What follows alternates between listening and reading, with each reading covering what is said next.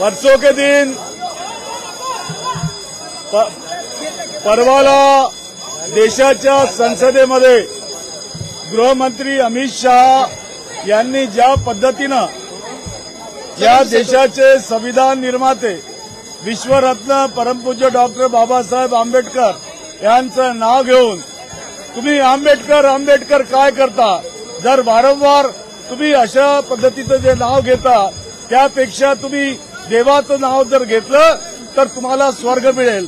मला या ठिकाणी अमित शहाजींना प्रश्न विचारायचा आहे, तुम्ही वारंवार मोदींचं नाव घेता, मग तुम्हाला मोदींचा स्वर्ग मिळाला काय? त्या ठिकाणी बाबासाहेब आंबेडकर हे कधी ईश्वराला किंवा देवाला मानत नव्हते, ते माणुसकीला मानत होते आणि त्यांनी संविधानाच्या माध्यमातून या देशाला माणुसकी दिलेली आहे, या देशाला समानतेचा, बंधुभावाचा, स्वातंत्र्याचा संदेश दिला आहे।